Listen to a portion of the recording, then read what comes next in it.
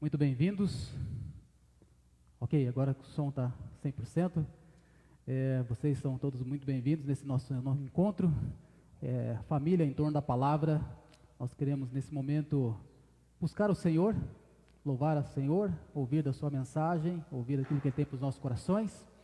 Então você que está no Facebook, você que está no Zoom, vamos juntos participar desse momento, colocando então nossas vidas na presença do Senhor, tá bom? Eu espero que você tenha tido uma semana aí debaixo do cuidado de Deus.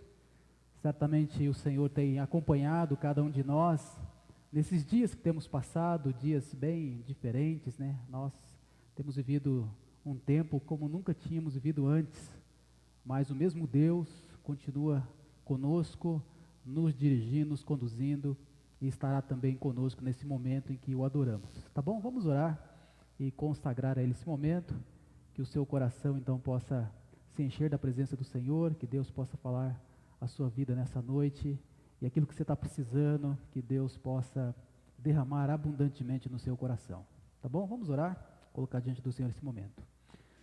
Pai, nós queremos te louvar, queremos bendizer o teu nome, porque o Senhor é grande, porque o Senhor é magnífico, porque o Senhor é supremo. Ao mesmo tempo, Pai, ao parecer tão inatingível, o Senhor veio na nossa direção, na pessoa de Cristo, fez-se servo em Jesus. E Pai, muito obrigado porque Jesus Cristo nos abriu esse novo e vivo caminho à presença do Senhor.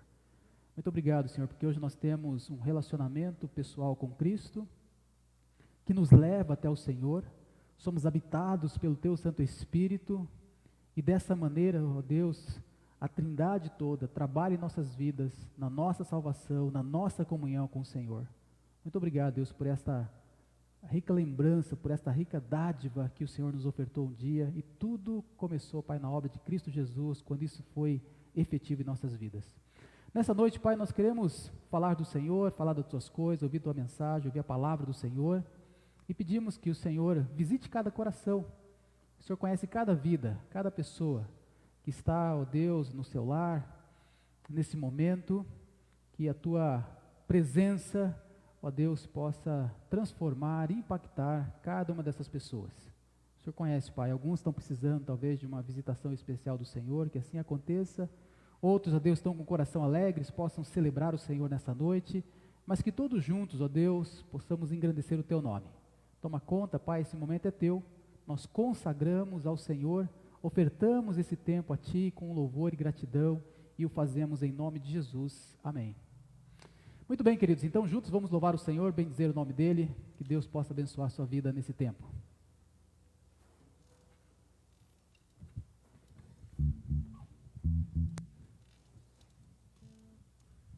Meus amados, boa noite.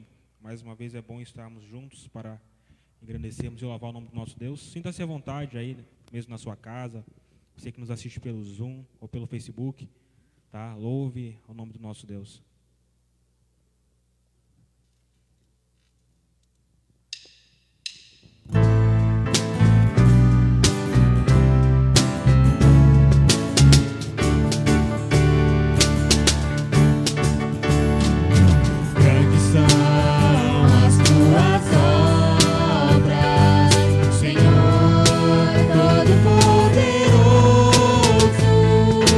Justos e verdadeiros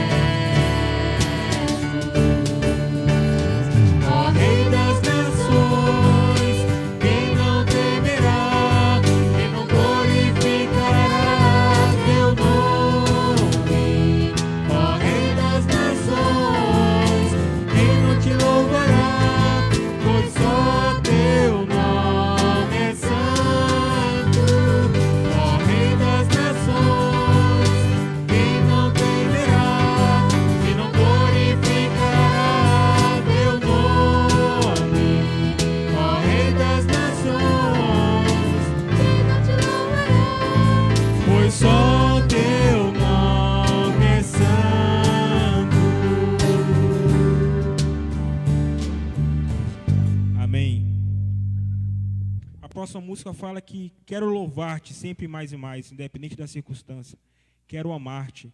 E que você possa expressar nesse momento, através de canção, esse amor, esse louvor a Deus.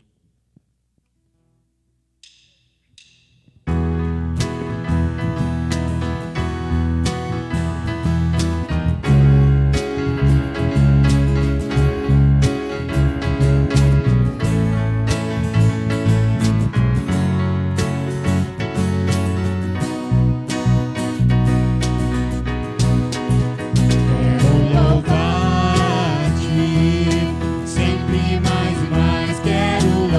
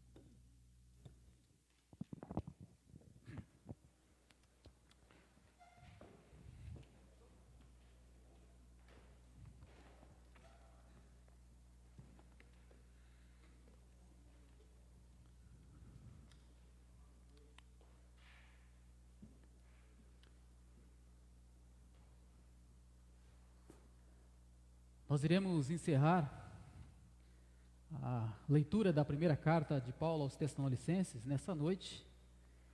E eu queria lembrar algumas coisas acerca desta igreja.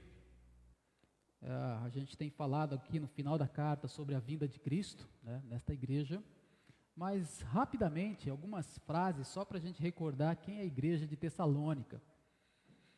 A igreja de Tessalônica é uma igreja em que, de maneira muito visível, o poder de Deus foi evidente.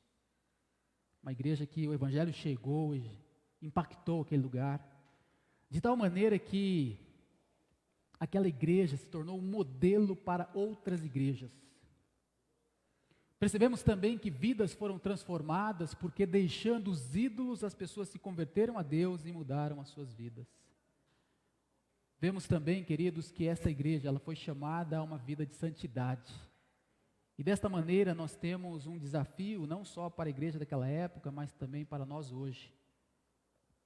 Esta igreja anelava a vinda de Cristo, tiveram alguns problemas até por causa disso, mas eles tinham esse desejo em seu coração. E dessa maneira, então, essa primeira carta ela termina falando sobre o arrebatamento, sobre a vida de Cristo, né? Uma igreja que anelava, que desejava encontrar-se com o Senhor.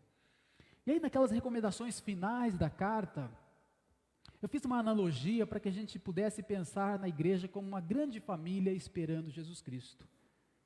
E aí, na semana passada, enquanto nós lemos a carta, nós vemos algumas características que deveriam estar presentes nessa família, enquanto ela aguarda a vinda de Jesus. E esta família, então, ela deve valorizar a sua liderança, tá bom? Deve valorizar a sua liderança. A gente percebe isso quando Paulo fala a ideia de apreço, a ideia de manter esse valor, esse cuidado com aquelas pessoas, a máxima consideração é o termo que a palavra de Deus usa, então isso deve ser com a liderança. Da mesma forma que uma família deve valorizar, né, a cabeça, o pai, a mãe, é isso que eu estou pensando também acerca da família de Deus. E logo na sequência, nós vimos também na semana passada, que os irmãos então desta família, uns aos outros, eles devem cooperar um com o outro. Porque pessoas passam por dificuldades, passam por necessidades e precisa haver essa cooperação. E aí Paulo dá algumas orientações de como a gente pode ajudar pessoas que estão passando por problemas. Ele fala que os insubmissos devem ser exortados, que os irmãos desanimados, eles devem ser consolados e os fracos devem ser amparados. Mas acima de tudo ele fala, tem que ter paciência com todo mundo. Está todo mundo nesse processo de transformação de Deus, então tenhamos paciência para com todos. E aí eu fechei então esse bloco dizendo que Paulo fala também que temos que evitar toda forma de mal, a gente tem que fugir do mal e fazer sempre o bem. Então valorizar a liderança e os irmãos têm que cooperar uns com os outros. Então ainda pensando nesta grande família, eu queria observar com vocês mais algumas atitudes aqui nesse texto que devem estar presentes nessa família que aguarda a vinda do Senhor Jesus Cristo. Então observa comigo capítulo 5 de 1 Tessalonicenses, a partir então do versículo 16, a gente vai ler até o final. Diz assim a palavra de Deus, 1 de Tessalonicenses, primeira carta de Paulo aos Tessalonicenses, capítulo 5, do versículo 16 em diante. Regozijai-vos sempre, orai sem cessar. Em tudo dai graças, porque esta é a vontade de Deus em Cristo Jesus para convosco. Não apagueis o espírito, não desprezeis as profecias, julgai todas as coisas, retende o que é bom, abstende-vos de toda forma de mal.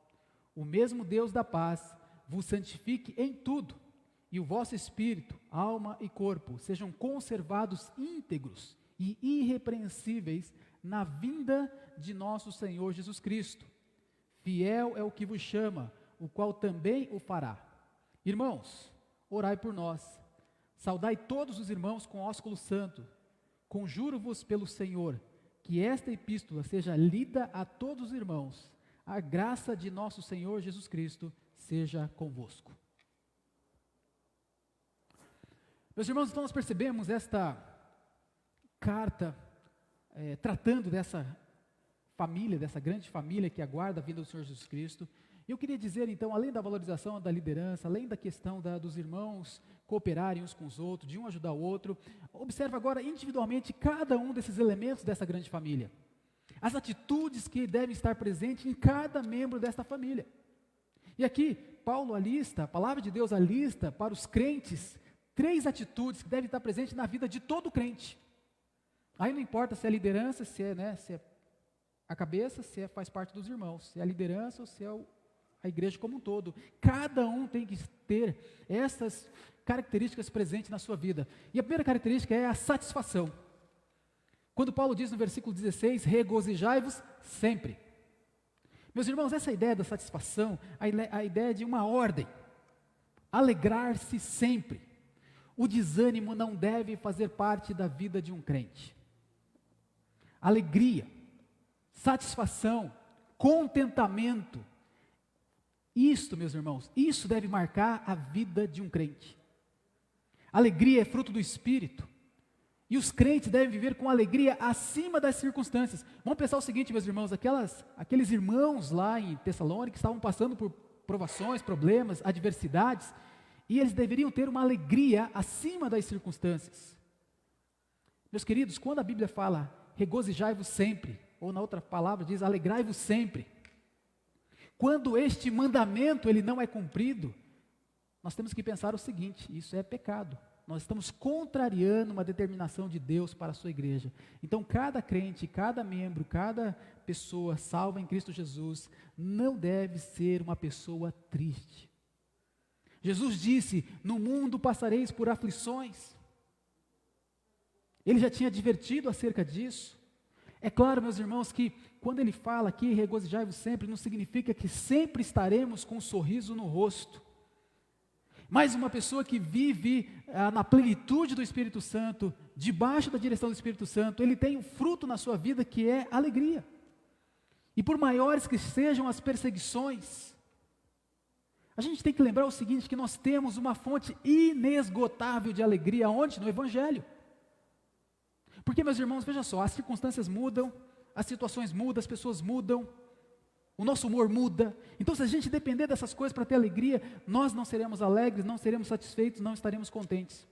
Porque a nossa alegria ela tem que estar em Cristo, na obra de Jesus Cristo, naquilo que Ele fez por nós. Por exemplo, quando você estiver lidando em questão de tristeza, pensa o seguinte: volte-se para as boas novas do Evangelho. O que o Evangelho diz? Em primeiro lugar, o Evangelho fala que você é amado por Deus. E foi por causa desse grande amor que Deus tem por você, que Ele mandou Jesus Cristo para pagar os seus pecados na cruz do Calvário. Foi por causa desse amor que Ele tocou na sua vida, você se arrependeu dos seus pecados, você creu em Jesus Cristo. Quando você creu em Jesus Cristo, você recebeu uma nova vida. As coisas velhas passaram, tudo se fez novo. Você passou a ser habitado pelo Espírito Santo de Deus. Esse Espírito Santo de Deus traz alegria para você. E não só uma alegria no presente, mas promete para você uma alegria futura, uma plenitude de alegria na presença do Senhor para sempre. Então o seu destino é estar na presença desse Deus para sempre em alegria. Então, meus irmãos, quando a gente se volta para o Evangelho, nós temos inúmeros motivos para nos alegrarmos.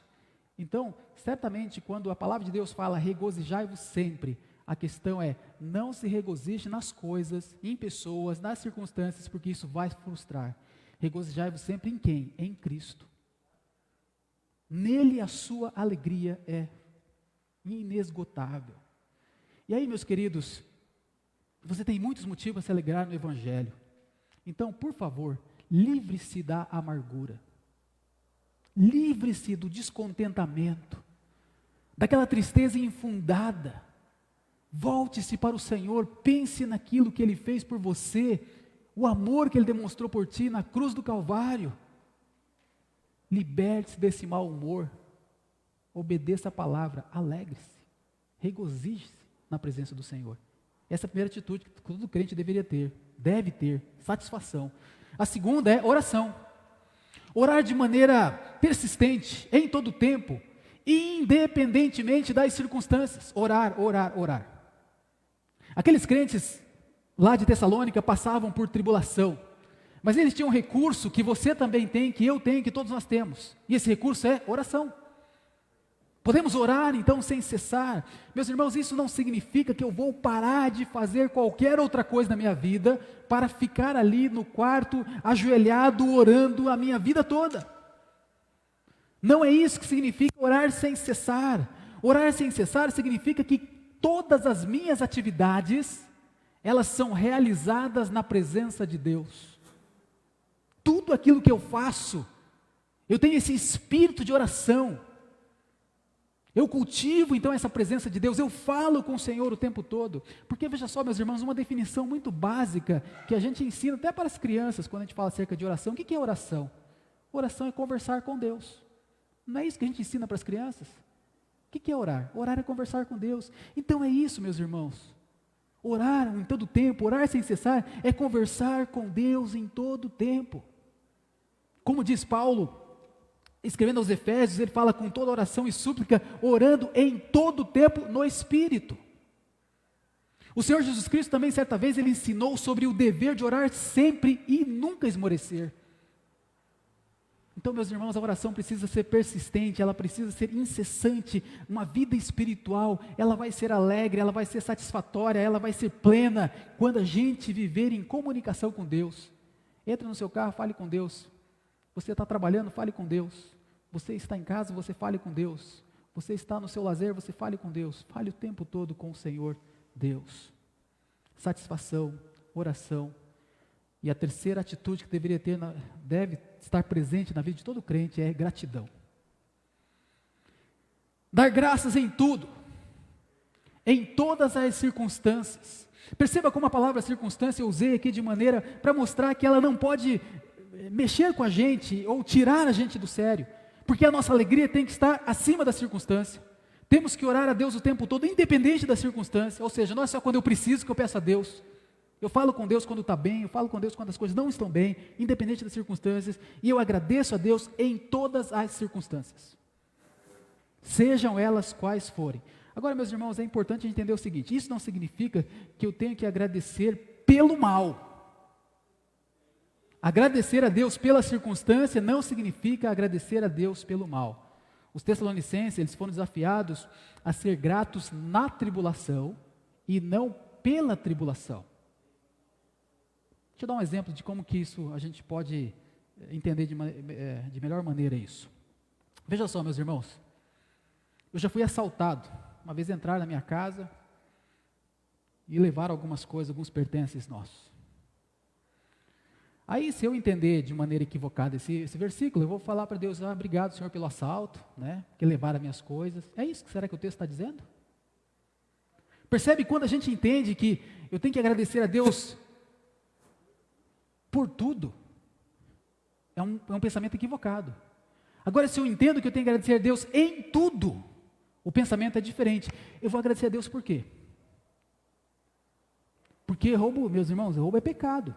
É um mal moral. Eu não posso agradecer a Deus pelo assalto, mas eu posso agradecer a Deus porque Deus está no controle, porque Deus permitiu que não estivesse em casa, porque Deus permitiu saúde para que eu pudesse adquirir qualquer tipo de bem, porque Deus está no controle de todas essas coisas, que o juízo dele um dia virá sobre os malfeitores. Então eu posso agradecer a Deus pela circunstância e não pelo mal que foi ocasionado. Então, meus irmãos, é isso que a palavra de Deus fala: sejam gratos a Deus em todas as circunstâncias, e não por causa ou pela circunstância que você está passando, pela adversidade que você está enfrentando. E é muito legal quando a gente observa o seguinte, né? Ele fala: em tudo dai graças, porque esta é a vontade de Deus. Tem um monte de coisa que a gente não sabe acerca da nossa vida, né? O jovem não sabe com quem ele vai se casar. Uma pessoa está às vezes procurando a questão do emprego, ela não sabe onde ela vai trabalhar. Às vezes está querendo mudar e não sabe aonde vai morar. Então tem uma série de detalhes na sua vida. Alguém está buscando uma direção ministerial, não sabe para que lado vai. Tem uma série de coisas, meus irmãos, que a gente não sabe acerca da nossa vida, do nosso futuro. Mas tem outras que estão escritas claramente. Isso aqui não tem como errar. Qual é a vontade de Deus para a sua vida? Que você seja grato, que você tenha o espírito de gratidão. Isso é a vontade de Deus. Aonde você vai morar, quem você vai casar, que tipo de trabalho você vai fazer e tal, o que pertence ao futuro, só Deus sabe. Mas uma coisa você sabe com certeza: Deus quer que você seja uma pessoa grata a Ele. Não agradecer apenas quando recebe uma coisa boa. Tem muitas pessoas que vivem de gratidão e isso: recebi de Deus, que bom, eu vou agradecer a Deus. Mas e quando as coisas não estão bem? Nessa circunstância também temos que agradecer a Deus pelo seu cuidado, pela sua proteção, pela sua presença nas nossas vidas. Vamos fazer outra aplicação aqui, queridos. Vamos dar graças a Deus pela pandemia ou na pandemia. Nota a diferença? Eu não vou agradecer a Deus pela essa pandemia de jeito nenhum. Esse corona causou um monte de transtorno, um monte de dificuldade. Pessoas estão sofrendo. Uma série de problemas vem por causa disso. Mas eu vou agradecer a Deus nesta pandemia. Porque Deus continua sendo fiel, Deus continua sendo presente, Deus continua cuidando do seu povo. Deus não desampara os seus, Deus está presente cada dia, fortalecendo, sustentando, ensinando, aperfeiçoando, guiando. Deus continua trabalhando em nossas vidas, mesmo nessa pandemia. Então, por isso eu vou agradecer. Então, meus irmãos, essa atitude, todo crente, essa grande família de Deus, cada crente tem que ter satisfação, oração, gratidão, presentes nas suas vidas. Agora vamos pensar essa grande família cultuando a Deus. Esse é um outro aspecto que eu observo aqui nesse texto, quando ele dá outras palavras aqui, a partir do versículo 19, e eu queria pensar com vocês nisso, né? Essa grande família participando do culto a Deus. Então a primeira palavra que ele fala no versículo 19 é: não apagueis o espírito. Meus irmãos, a ideia de apagar, né? Não apagueis, ela lembra para a gente fogo. E essa é uma figura, né, que denota o Espírito Santo e as suas atividades na palavra de Deus. Se você procurar depois na Bíblia, alguns versículos, vai falar disso, dessa forma do Espírito Santo agir, ou muitas vezes relacionado a ele, essa questão do fogo. E a exortação é que o fogo não deve ser apagado. O fogo não pode ser abafado. A presença, a influência, o calor, aquilo que ele gera, não pode ser abafado de forma nenhuma. E a gente pensa, de que maneira isso poderia acontecer? Será que nós podemos fazer isso? Quando a gente olha para a palavra de Deus, nós percebemos que o Espírito Santo de Deus, ele pode ser abafado. Por exemplo, quando o profeta, lá no Antigo Testamento, ele se recusava a proferir a mensagem que recebeu. Deus dava uma ordem para ele, fale tal coisa, e ele ficava segurando. Aquilo era de uma forma de tentar abafar o Espírito Santo. Isso aconteceu com Jeremias, quando ele tentou não falar em nome de Deus, mas a palavra que ele tinha que proferir tornou-se um fogo ardente na sua vida. E ele não conseguia conter aquilo, ele tinha que falar. Mas a intenção dele, o que era? Era abafar. Então o profeta, muitas vezes, ele pode abafar aquela ação do Espírito Santo, aquela influência, aquela direção que o Espírito Santo vem dar na sua vida. Outra coisa que pode acontecer é com os ouvintes. Quando a palavra de Deus vai ser transmitida, os ouvintes tentam impedir que o profeta fale a mensagem, fale a palavra de Deus. Isso aconteceu quando o povo de Israel foi condenado, por quê? Porque ordenaram aos profetas que não profetizassem. Isso está escrito lá em Amós, capítulo 2, versículo 12. Então o povo disse para os profetas: não profetizem. O que é isso, meus irmãos? É uma forma, então, de não permitir que a palavra de Deus seja proferida, seja ensinada. Isso, então, é apagar o Espírito Santo. Porque, meus irmãos, como é que Deus fala conosco hoje? Por meio da sua palavra. Então, nós devemos buscar a Deus pela sua palavra, e quando nós não fazemos dessa maneira, nós não permitimos que Deus possa atuar, mexer, trabalhar na nossa vida e no nosso coração. E eu digo isso, essa questão do apagar o Espírito, com relação a essa questão da palavra, porque o versículo 20, a gente percebe que está numa junção, numa conexão. Fala o seguinte: não desprezeis as profecias. É por isso que eu estou conectando essa questão de apagar o Espírito com a questão da palavra, porque ele diz aqui, não desprezar as profecias. Meus irmãos, pode ter havido em Tessalônica um problema que aconteceu lá na igreja de Corinto, e depois Paulo escreveu para aquela igreja, que era o seguinte problema: as pessoas começaram a valorizar demais manifestação de dons, vamos pensar assim, mais miraculosos, como por exemplo o dom de línguas. E aí esses dons mais espetaculares, eles ganharam espaço no meio da igreja, e o dom de profecia foi colocado de lado. Então, ao que parece, o mesmo problema que estava acontecendo em Tessalônica, depois aconteceu lá em Corinto, e Paulo escreve então para que as pessoas não pudessem desprezar as profecias, para dar o devido valor às profecias, e que ela tinha mais importância que outros dons no meio da igreja. Outra coisa importante quando a gente fala sobre profecia, meus irmãos, quando Paulo ele fala a sua palavra, quando ele ensina, quando ele ministra, Paulo, Pedro, João, nós podemos dizer que a profecia ainda era revelatória. Deus, através desse homem, estava revelando a sua vontade.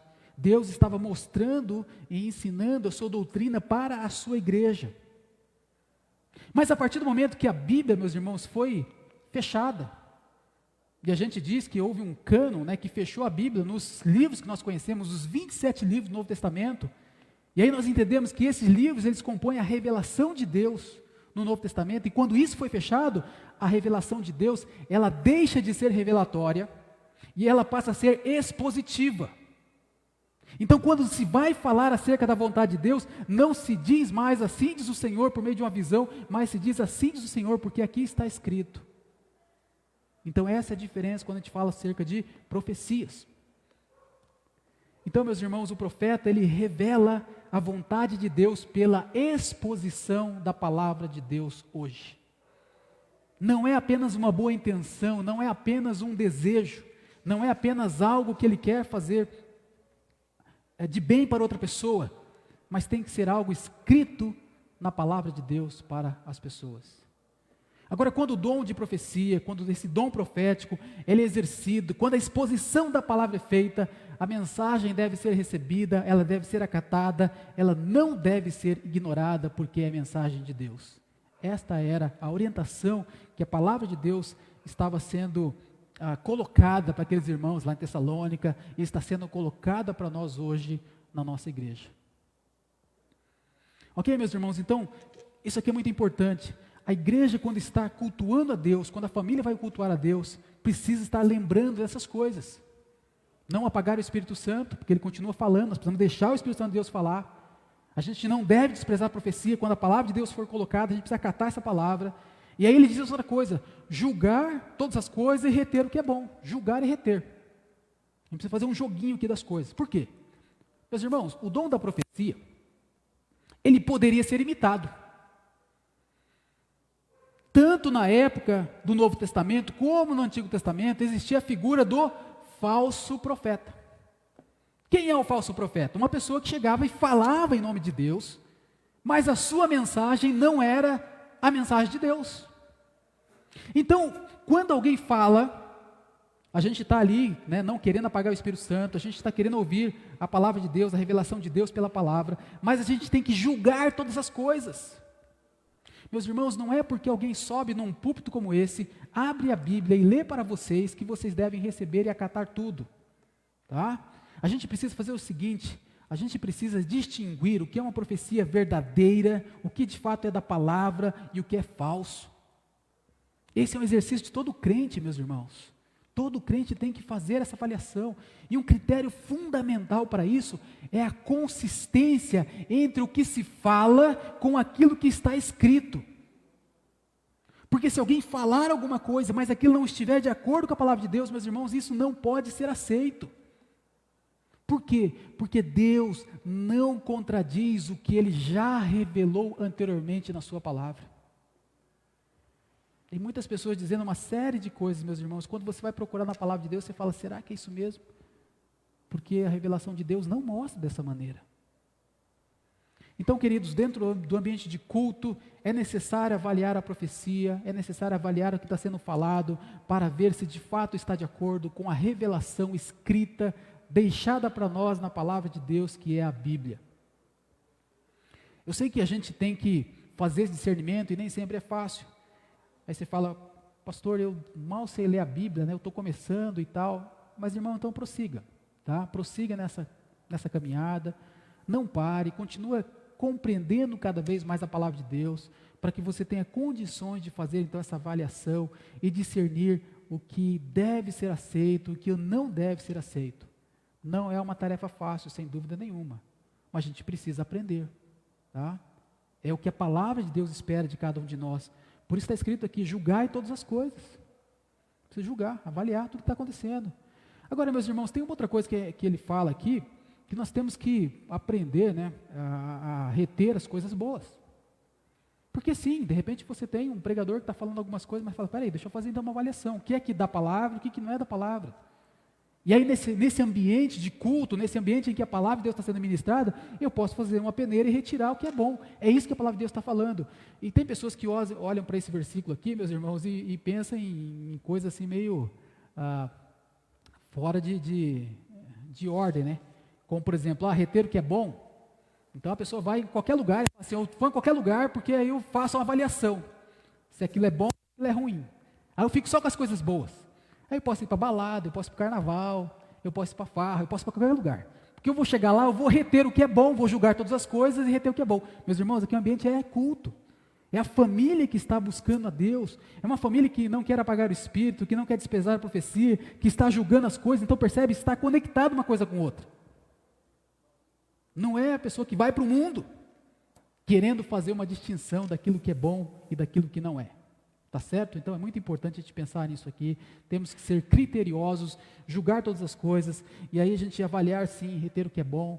A gente pode aprender com pessoas ensinando, ministrando a palavra de Deus, dentro desse critério de avaliação que devemos fazer. A outra coisa que ele fala aqui também, meus irmãos, que deve compor esse culto, essa adoração, essa busca de Deus, a família louvando ao Senhor, é afastar-se do mal. Queridos, é muito interessante, né? Abstende-vos de toda forma de mal.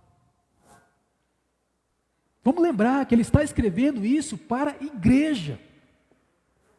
Aí eu pergunto para os irmãos, o mal está presente na igreja? Infelizmente. Infelizmente. Meus irmãos, precisamos reconhecer o inimigo. E muitas vezes o inimigo ele vai vir disfarçado de um profeta genuíno, mas é um falso profeta. E aí quando nós percebemos que este falso profeta fala em nome do inimigo, tentando penetrar na igreja, trazer os seus ensinos que não condizem com as escrituras, a palavra de Deus fala, afaste-se de toda forma de mal. Temos que ter uma atitude radical e ser implacáveis nesse distanciamento deste mal, para que ele não entre, não penetre no meio da igreja e prejudique o desenvolvimento das pessoas que estão aguardando a vinda de Cristo. É muito importante, meus irmãos, isso. Até o apóstolo Paulo, quando ele escreve na sua carta aos Coríntios o seguinte: vos faço compreender que ninguém que fala pelo Espírito Santo afirma anátema a Jesus. Sabe o que Paulo está dizendo?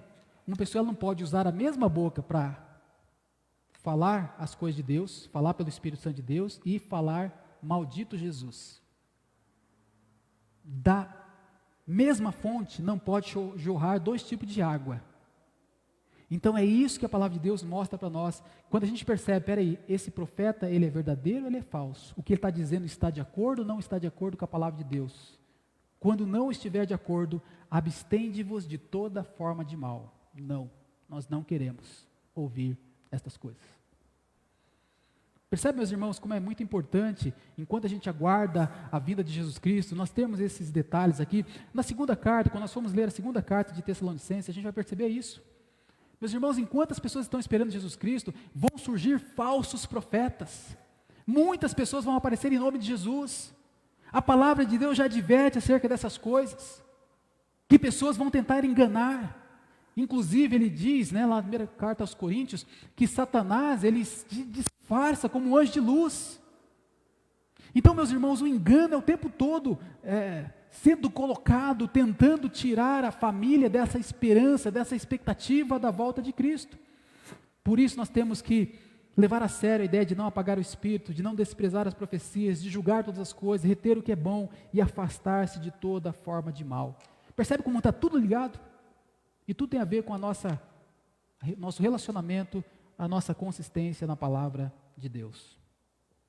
E aí logo na sequência, meus irmãos, o apóstolo Paulo faz mais uma outra observação, que ele mostra para essa família de Deus, qual a intenção de Deus para com essa família. O que é que Deus quer com essa família, meus irmãos? O que é que Deus quer com esse povo que Ele salvou, que Ele escolheu em Cristo Jesus? Ele quer que esse povo seja santificado e preservado. Observe o versículo 23.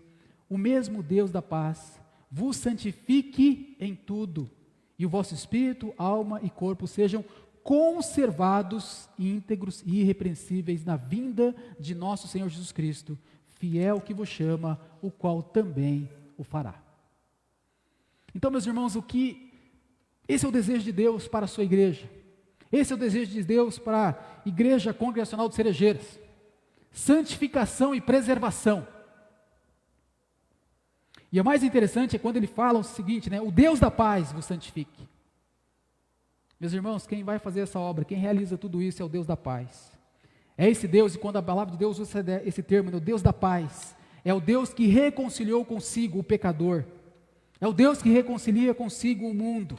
É o Deus que estabelece a paz. E aonde ele estabelece a paz? Na cruz do Senhor Jesus Cristo, na morte substitutiva de Jesus por cada um de nós. E aí, a partir desse momento, nós deixamos de ser inimigos de Deus e passamos a ser amigos de Deus. É esse Deus de paz que estabeleceu essa conexão entre o homem pecador e Deus novamente. E deixa eu aproveitar e dizer para você que, eu não sei se você já conhece Deus de paz, se você já entregou a sua vida para esse Deus de paz, porque se você nunca fez isso, se você nunca entregou a sua vida para o Senhor Jesus Cristo, saiba que você ainda é um inimigo de Deus. E quando você partir desse mundo e você chegar na presença de Deus, no dia do juízo, você será tratado como um inimigo pelo justo juiz. Mas Jesus Cristo veio para mudar a sua história e dar para você a chance de você deixar de ser inimigo e passar a ser filho, ser amigo de Deus. É esse Deus da paz.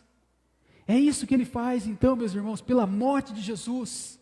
Ele nos chama, Ele nos convida para uma transformação de vida, e como diz o apóstolo Paulo em Romanos, capítulo 8, Ele nos chamou, a estes também glorificou. Então o propósito de Deus, meus irmãos, é nos tornar santos, tornar cada dia mais parecidos com Jesus. Esse é o alvo da nossa salvação, esse é o alvo desse processo de santificação. É isso que Deus quer fazer conosco. Por isso que a palavra de Deus fala, o mesmo Deus da paz vos santifique em tudo. Isso está acontecendo, isso vai acontecer por completo. Outra coisa, meus irmãos, esse Deus também deseja que os crentes sejam preservados inteiramente, sem culpa, até a vinda de Jesus Cristo. Como é isso, meus irmãos? É a obra da salvação. O Senhor nos mantém salvos. É o Deus que nos guarda de tropeçar. É o Deus que não permite que nós caiamos, que nós nos afastemos. É aquele Deus que nada pode nos separar do amor que está em Jesus Cristo, nosso Senhor. É Ele que nos preserva, é Ele que nos conduz em triunfo, como diz a sua palavra. É esse Deus, meus irmãos, que nos mantém íntegros, irrepreensíveis na vida de Jesus. Porque se dependesse da minha força, dependesse da sua força, dependesse da força de qualquer pessoa, ninguém estaria apto para se encontrar com o Senhor nosso Deus. Mas porque Ele fez uma obra por nós, em Cristo Jesus, Ele nos capacita. E como diz o versículo seguinte, fiel é o que vos chama, e Ele também o fará. Ou seja, meu irmão, Ele começou a obra na sua vida e Ele vai completar essa obra.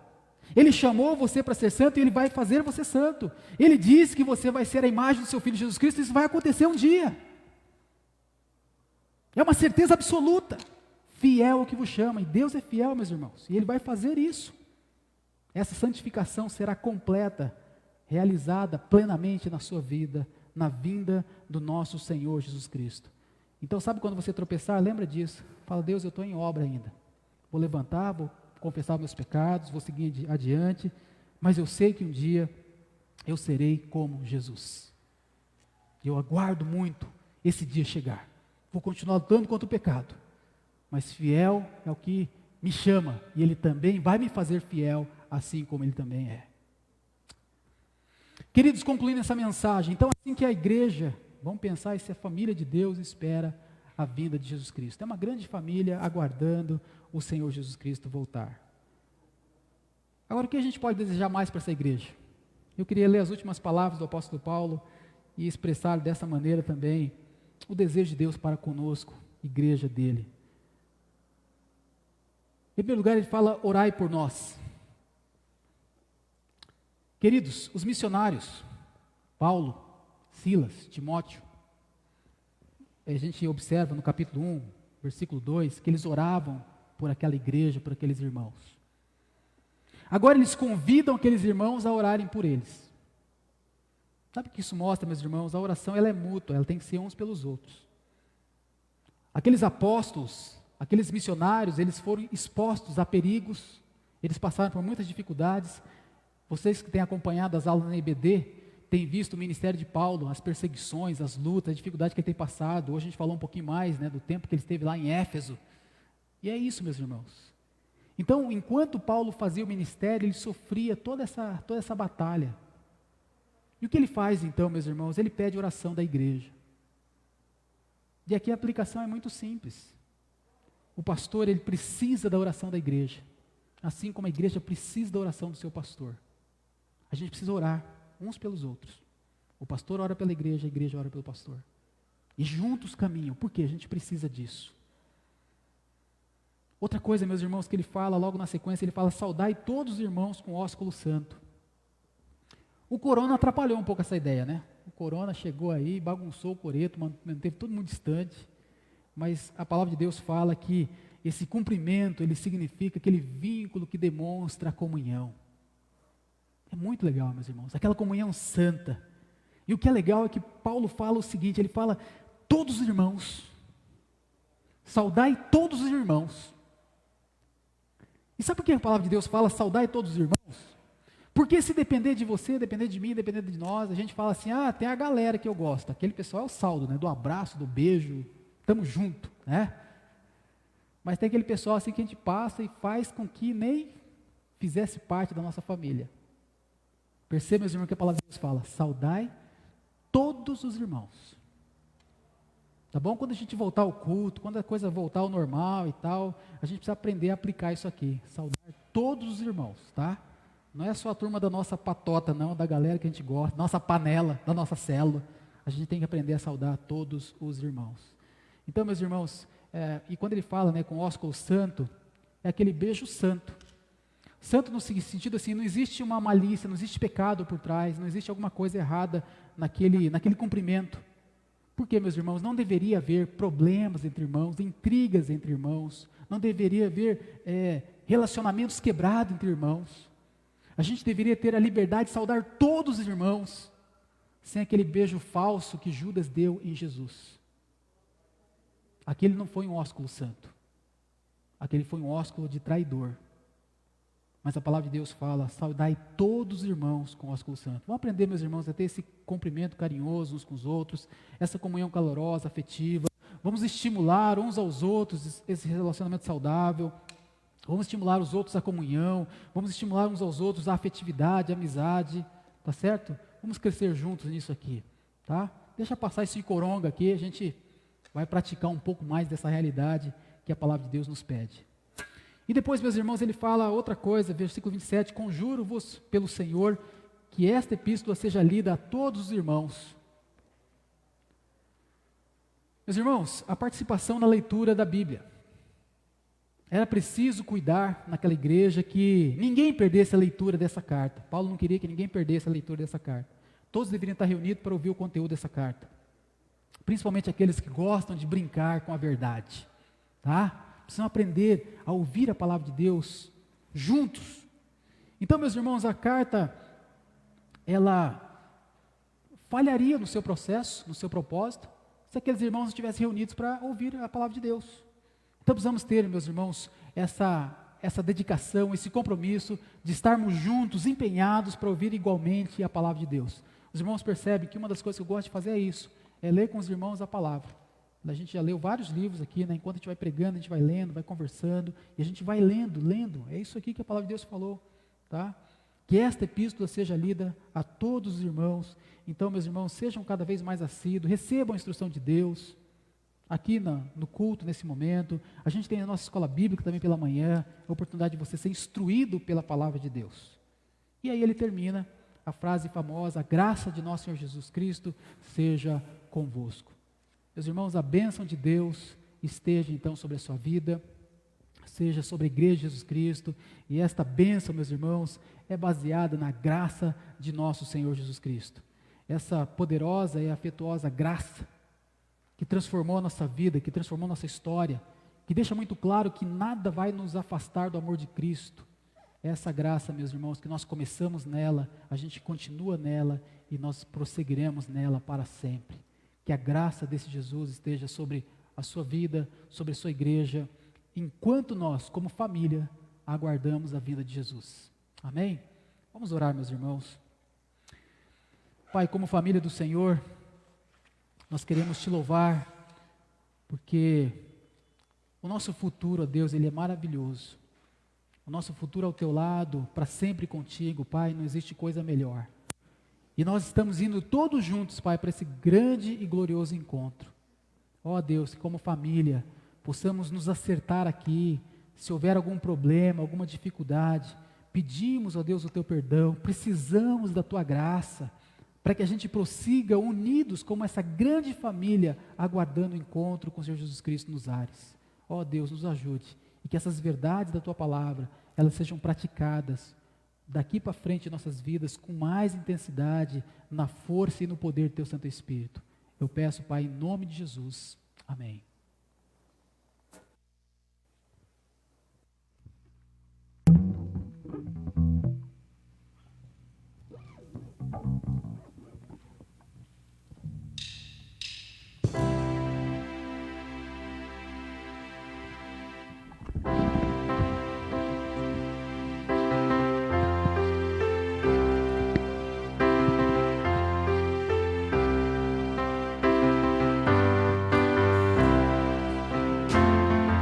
Confesso a ti, Senhor, que fraco eu sou, tão fraco eu sou, mas forte tu és. Eu venho a ti, Senhor, sem nada pra dar, só quero pedir, vem ajuda-me, ó Deus.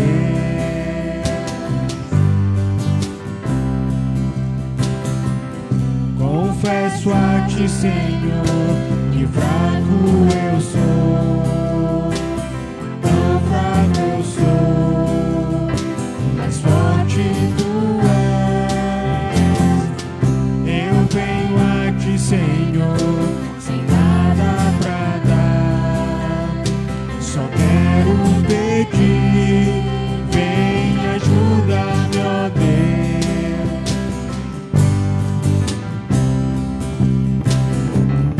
Um coração quebrantado e humilde, não rejeitas, Senhor. Estenda-me tua graça e deixe teu amor fluir. Com misericórdia nós clamamos, peço a ti perdão e graça, sobre mim perdão e graça, e lava-me, Senhor, pois hoje eu preciso do teu amor. Peço a ti perdão e graça, sobre mim perdão e graça, e lava-me, Senhor, pois hoje eu preciso do teu amor.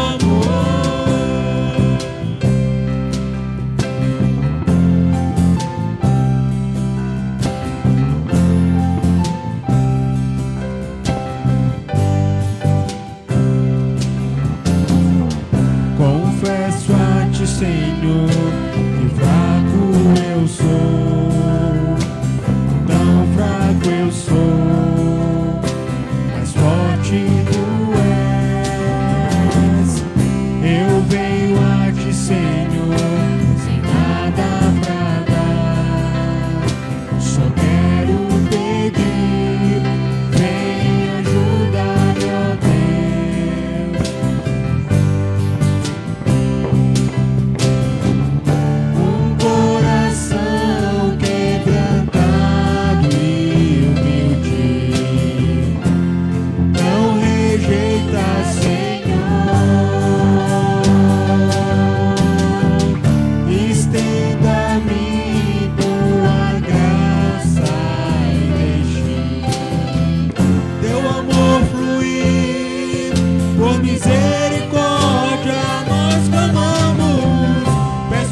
mim perdão e graça, sobre mim perdão e graça, e lava-me, Senhor, pois hoje eu preciso do teu amor.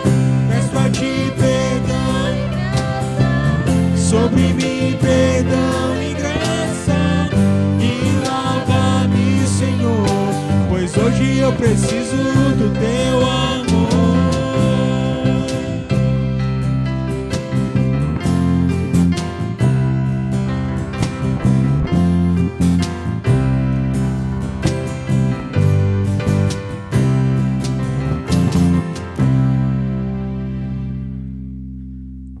Muito bem, nós vamos encerrar nosso culto. Agradecemos mais uma vez pela presença de todos vocês conosco, o pessoal que está aí no Facebook, o pessoal do Zoom, tá certo? Vamos orar, encerrando então esse culto, que Deus possa conduzir e controlar a sua semana, enquanto nós aguardamos a vinda do nosso Senhor Jesus Cristo, tá certo? Vamos orar. Pai, agradecemos ao Senhor, porque nós temos essa bendita esperança. A nossa confiança, Pai, não está neste mundo e nem nas coisas que cercam este mundo. As circunstâncias, Pai, que elas não tirem de nós a alegria, que não impeçam de orar constantemente ao Senhor, e muito menos que sejamos agradecidos a Ti. Ó Deus, transforma as nossas vidas. Precisamos sim, ó Deus, quando erramos, do Teu perdão, da Tua graça, para que possamos prosseguir sempre firmes no Senhor. E ó Deus, abençoe cada família, cada lar, que esteja cuidando durante essa semana. Continua, Senhor, protegendo nossos lares. Muito obrigado, Deus, porque pouquíssimas pessoas desta igreja foram contaminadas com este vírus. Muito obrigado, Deus, por isso. Continua protegendo, continua guardando, sustentando, ó Deus, aqueles que estão enfermos, trazendo o livramento do Senhor sobre cada vida. Oramos assim, Pai, com gratidão em nosso coração, como esta grande família que pertence a Ti. E que a graça do Senhor Jesus, que o amor de Deus, nosso Pai, que a comunhão, o consolo e o ensino do Espírito Santo, que estas bênçãos estejam sobre todos nós, hoje e sempre. Amém. Deus abençoe então, queridos, tá bom? Fiquem na paz do Senhor, você do Facebook, até a próxima.